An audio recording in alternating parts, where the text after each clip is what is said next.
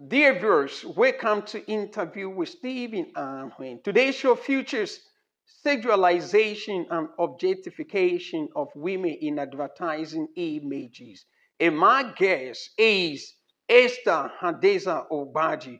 She is a child development enthusiast who has the mandate of helping millions of children over the world to overcome addiction and live their best life and become all that God wants them to be. Hadassah is a sexual purity advocate and campaigns against child sexual abuse. She's a writer and a singer with an unwavering passion about Jesus Christ and expresses this passion through worship. The April-born social entrepreneur is the convener of Parenting by the Books, an online platform where she uses to educate young minds and prepare them for the journey of parenting. Interestingly, Hadassah is a graduate of mass communication from Benue State University. He joins me online from Makodi.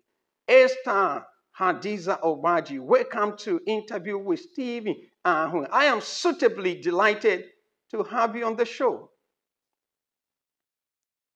Thank you very much, sir, for having me. Oh, I'm so grateful. okay, by way of introduction, can you please shed light on the concepts constituent of forming this interview, which are sexualization, objectification, and advertising images for the corrective understanding of the viewers? Okay, when we talk about sexualization and objectification, these are two separate words. And before going into what they mean, I would like to talk about them individually. So when you say sexualization is to see something as sexual, that is to see something as sexual either in character or in quality. And when you're talking about objectification, it's to tag something, to treat something as to represent something. That is, when you're objectifying something, you are representing something. So the topic today is sexualization and objectification,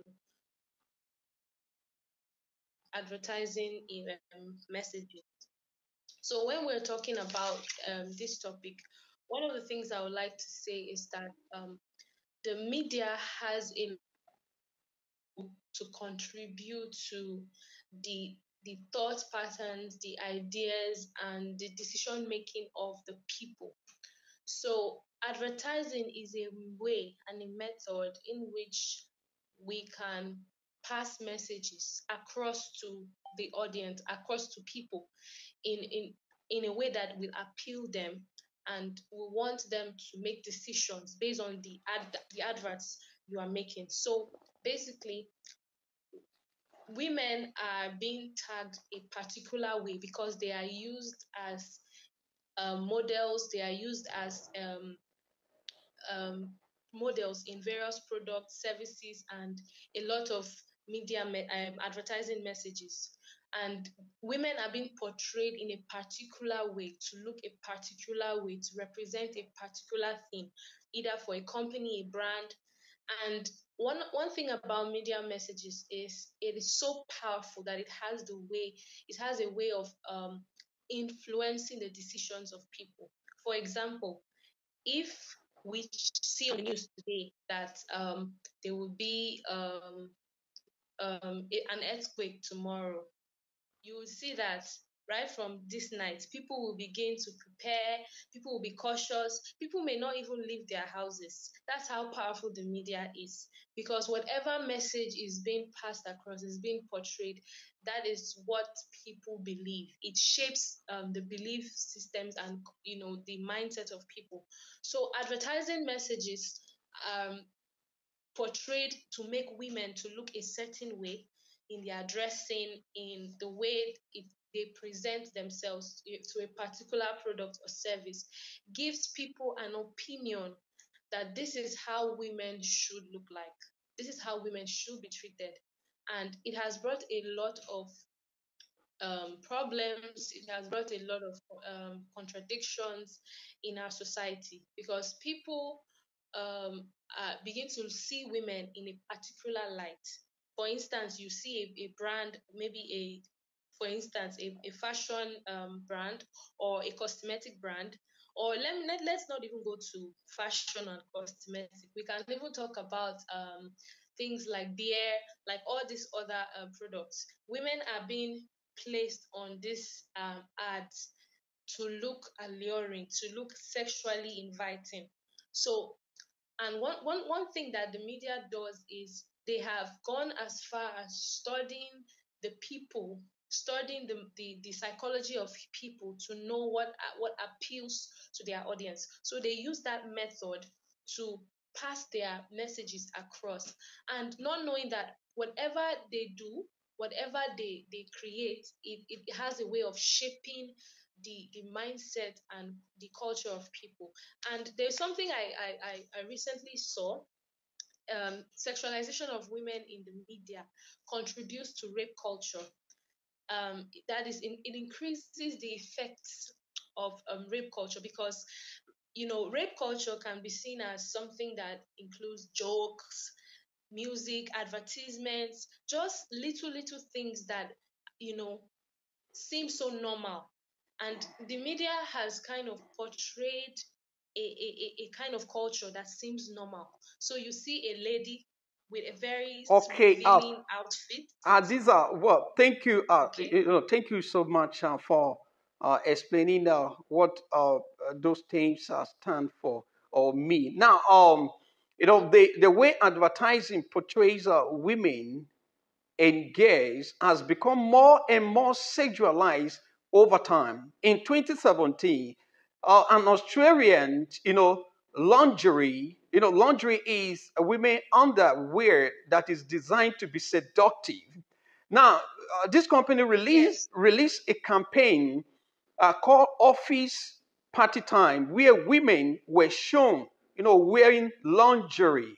Why? Uh, Surrounded by fully clothed men. Now, the images suggest that the women are the product available for the purchase rather than the lingerie, and that a woman's role in the workplace is to serve and arouse. Do you share such sentiment? No, sir. Actually, no. And that was why I said from the beginning at the introduction that the media has a very strong hold on portrayed as wearing long clothes. It passes a message that women are to be seen as objects. Women are to be seen as sexual appeasement to men. That is the mindset ideology. It passes across. Media has a versions that people make and the mindset that people have. All right. Do sexualization and objectification of women in advertising images bring empowerment and dignity to womanhood? Because some brands, and to be specific, the company I cited earlier on, and argues that it empowers women.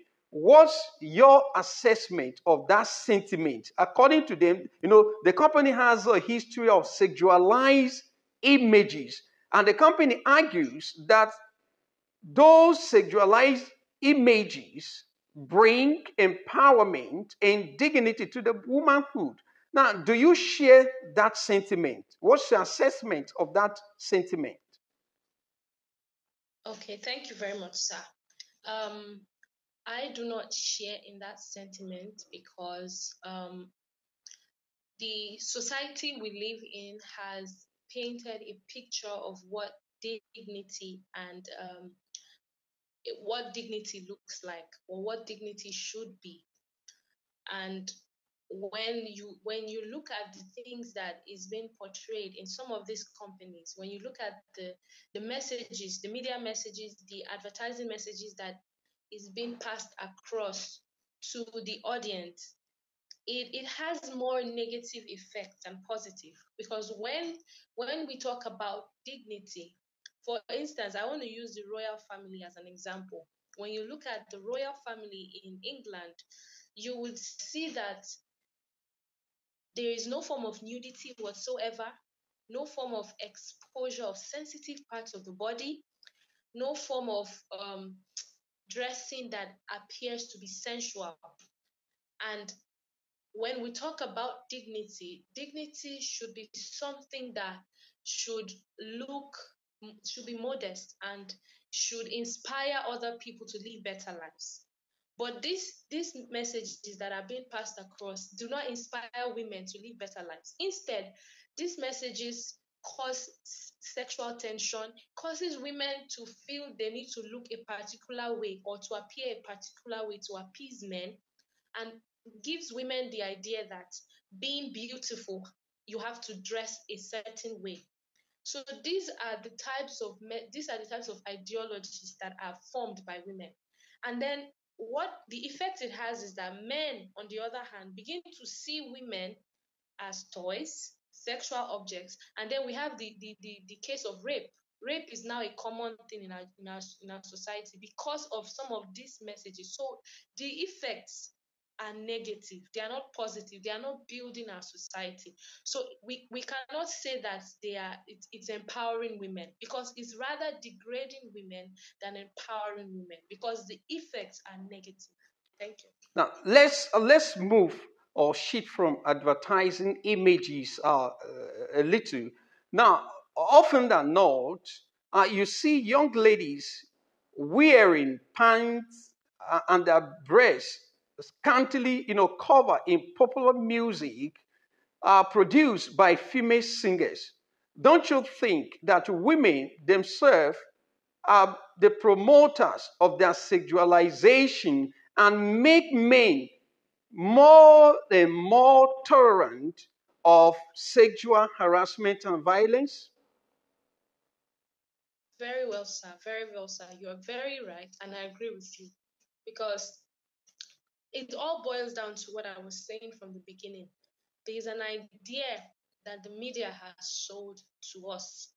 There is a belief system that has been sold to us that women must look a certain way. You see, there's a theory I was taught in school that I would like to share with our viewers this evening. It's called the magic bullet theory. I want to use it to explain something. So this theory states that the media injects messages into the mass audience, and these messages are created with a specific purpose to elicit a response. So the messages that the media presents through music, like you mentioned, they are deliberately done. They are done in a way that will result in a swift behavioral change in the audience. So when you see a female singer singing with all her private parts being exposed, her sensitive parts being exposed, they are not just singing, they are selling an idea. They are selling a message. They are passing across a message that this is what being beautiful looks like. This is what being hot in quotes looks like. This is what being sexy, let's sorry to use that word, looks like. So they have painted a picture and sold it to the society, and now young ladies, young girls are now seeing that and picking those attributes they see, those behaviors they see in those popular singers, and imputing it into their personal life. So that's why this theory it says that media influence is very powerful. That's why it's called magic bullets, because the bullets represents the media messages, that it comes and it enters the audience like a bullet. That, when a bullet is being shot at somebody, that person cannot resist the bullet. That's how powerful media messages are. So when these messages are created through songs, through jokes, and social media, they have a very powerful effect on the audience, and it shapes their life, their culture, down to how they dress, how they talk, how they eat, and these things are beginning to affect the society. So yes, I agree with you, sir. Let me pick up your brains on advertising images, again. Technically speaking, advertising images digitally transform the women's body to remove blemishes, lengthen legs, reduce waist and hips, and increase bust size, thereby raising false hopes and making fake and unachievable promises. How can this deceit be exposed and discouraged? That's a very sensitive question. These things that we're talking about today, they are not things that have existed just for a few years. It has been in existence for decades and for a very long time. And when an idea is being sold, when an idea is being given, and people begin to, what is happening in our generation today is that some of these things have become normalized. Normalized. That's the word. People no longer see dressing naked as evil. They don't see it as something that is not good enough, something that is not worthy, something that is not dignified. They are beginning to normalize these things. So, first of all, we need to understand that we live in a generation, a society that has normalized these things we are talking about. Dressing of women, exposing of sensitive parts. We need to, first of all, understand it. And we need to begin to educate people through this same advertising messages. One of the ways to counter a thing is to use that same mode of communication to counter what is wrong. So, for example, if Facebook is a platform that is being used to propagate nudity, we can use that same platform, that same Facebook, to propagate modesty and dignity. So my point is that we need to rise up to the task, and people need to begin to see the need to create content, to create messages, media messages, movies, advertising messages, songs that promote what is good in our society. So the more we have people that do these things, we can counter what is wrong. And people need to be taught that these things that have been normalized and actually creating false hope and expectation in the minds of people. Imagine a lady trying her best to, doing several plastic surgeries just so she could look like that model she saw in the magazine. Imagine a lady trying to, adjust the size of her body size just to fit into the ideal female body that has been painted by the media. So these ideologies must be debunked, and it's our responsibility to teach people the right things and to make them realize that these things are wrong, these things are not right, and we need to teach them the right things as well. So that is my counsel. That's my submission. Okay, literally in 10 seconds, what is your advice for women generally, especially those who allow their bodies to be sexualized and objectified in advertising images? Okay, one of the advice I always give to people is the issue of identity must be taken seriously. As a lady, as a woman, you must find yourself. That is outside of the media, because the media has, there's something that the media says about you. Some people live their lives based on what the media has said. They don't have an identity outside of the media, outside of what people are saying, especially the media that we're talking about. So find your identity, find yourself outside of the information you are getting from the media. Try to find yourself and discover who you are. Do not just rely on what you hear or what you watch or what you see other models and all those people doing. Find your identity, because in your identity is your uniqueness. You are unique.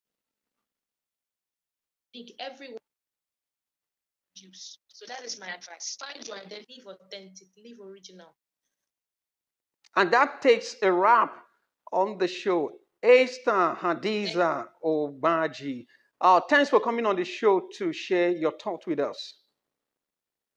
Thank you very much, sir, for having me. It's such a pleasure. Thank you. All right.